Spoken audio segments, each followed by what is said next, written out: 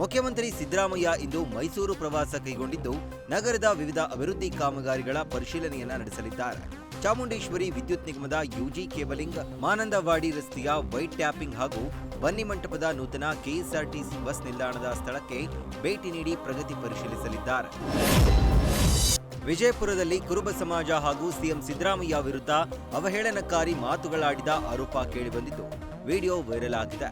ಜಳಕಿ ಹೆಸ್ಕಾಂ ಕಚೇರಿ ಆವರಣದಲ್ಲಿ KEB licence ಪಡೆದಿದ್ದ ಗುತ್ತಿಗೆದಾರ ಅಣ್ಣರಾಯ ಕ್ಯಾದಿ ಮಾತನಾಡಿದ್ದಾರೆ. ಈ ಘಟನೆಗೆ ಕುರುಬ ಸಮಾಜದ ಮುಖಂಡರು ಆಕ್ರೋಶವನ್ನ ಹೊರಹಾಕಿದ್ದು, ಅಣ್ಣರಾಯ ಕ್ಯಾದಿ ಹಾಗೂ ಜೆಇ ವಿಐ ಬಡಿಗೇರ ವಿರುದ್ಧ ಕ್ರಮಕ್ಕೆ ಆಗ್ರಹಿಸಿದ್ದಾರೆ.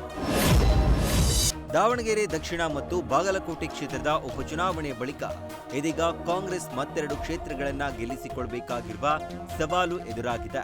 ಧಾರವಾಡ ಹಾಗೂ ಹಿರಿಯೂರು ಕ್ಷೇತ್ರಗಳನ್ನ ಉಪಚುನಾವಣೆಯಲ್ಲಿ ಪಕ್ಷವನ್ನ ಮುನ್ನೆಲೆಗೆ ತರುವ ವಿಚಾರದಲ್ಲಿ ಕಸರತ್ತನ್ನ ನಡೆಸಲಾಗ್ತಾ ಇದೆ.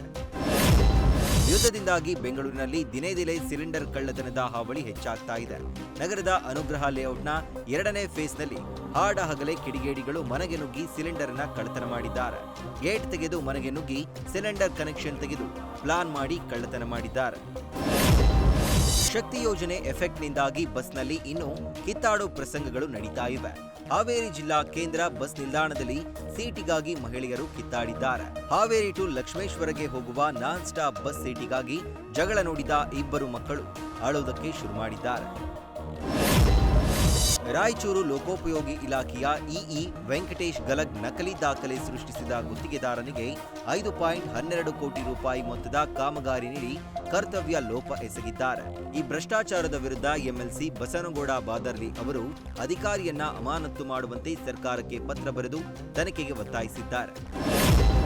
ಗಾಯಕ ನವೀನ್ ಸಜ್ಜು ಈಗ ನಾಯಕನಾಗಿ ಬೆಳ್ಳಿತೆರೆಗೆ ಎಂಟ್ರಿ ಕೊಡ್ತಿದ್ದು, ನವೀನ್ ನಟನೆಯ ಲೋ ನವೀನ ಸಿನಿಮಾ ನಾಳೆ ರಾಜ್ಯದಾದ್ಯಂತ ಬಿಡುಗಡೆಯಾಗ್ತಾ ಇದೆ.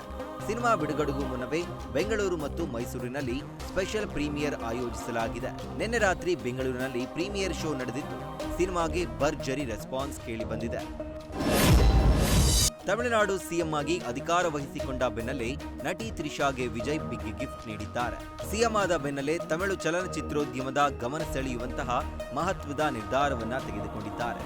ನಟಿ ತ್ರಿಷಾ ಮತ್ತು ಸೂರ್ಯ ಅಭಿನಯದ ಕರುಪ್ ಸಿನಿಮಾಗೆ ಸಿಎಂ ವಿಜಯ್ ಅವರು ಮೊದಲ 2 ದಿನಕ್ಕೆ ಮಾತ್ರ 5 ಶೋಗಳಿಗೆ ಅನುಮತಿ ನೀಡಿದ್ದಾರೆ. ದಳಪತಿ ವಿಜಯ್ ತಮಿಳುನಾಡಿನ ಮುಖ್ಯಮಂತ್ರಿಯಾದ ಬೆನ್ನಲ್ಲೇ ವಿಜಯ್ ಜೊತೆಗೆ ತ್ರಿಷಾ ಫ್ರೇಮ್ ಕೂಡ ದೊಡ್ಡದಾಗ್ತಾ ಇದೆ. ಮತ್ತೆ ಸಿನಿಮಾ ಇಂಡಸ್ಟ್ರಿಯಲ್ಲಿ ತ್ರಿಷಾ ಯುಗ ಆರಂಭವಾದಂತೆ ಕಾಣ್ತಾ ಇದೆ. ಎಲ್ಲಿ ನೋಡಿದ್ರೂ ತ್ರಿಷಾ ಕುರಿತು ಚರ್ಚೆಗಳು ಶುರುವಾಗಿವೆ. ಟಿವಿಕೆ ಪಕ್ಷಕ್ಕೆ ತ್ರಿಷಾ ಸೇರ್ಪಡೆ ಆಗ್ತಾರೆ ಅನ್ನೋ ಮಾತುಗಳು ಸಹ ಕೇಳಿ ಬರ್ತಾ ಇವೆ. ಈ ಮಧ್ಯೆ ನಟಿ ತ್ರಿಷಾ ತಮ್ಮ ಸಂಭಾವನೆಯನ್ನ ಹೆಚ್ಚಿಸಿಕೊಂಡಿದ್ದಾರೆ. ಮೂಲಗಳ ಪ್ರಕಾರ ತ್ರಿಷಾ 5 ಕೋಟಿಯಿಂದ ಈಗ 12 ಕೋಟಿ ತನಕ ಸಂಭಾವನೆಯನ್ನ ಹೆಚ್ಚಿಸಿಕೊಂಡಿದ್ದಾರೆ. ಸೂರ್ಯ ತ್ರಿಷಾ ನಟನೆಯ ಕುರುಪ್ ಸಿನಿಮಾ ಇಂದು ತಮಿಳುನಾಡಿನಾದ್ಯಂತ ಬಿಡುಗಡೆಯಾಗಬೇಕಾಗಿತ್ತು. ಮೊನ್ನೆಯಷ್ಟೇ ಮುಖ್ಯಮಂತ್ರಿ ಜೋಸೆಫ್ ವಿಜಯ್ ಸಿನಿಮಾದ ಸ್ಪೆಷಲ್ ಶೋಗೆ ಪರ್ಮಿಷನ್ ನೀಡಿದ್ದು, ಹೀಗಾಗಿ ಬೆಳಗ್ಗೆ 9 ಗಂಟೆಯಿಂದಲೇ ಶೋ ಆರಂಭವಾಗಬೇಕಾಗಿತ್ತು. ಆದರೆ ಕಾರಣಾಂತರಗಳಿಂದ ಸಿನಿಮಾ ಬಿಡುಗಡೆ ಮುಂದೂಡಲಾಗಿದೆ.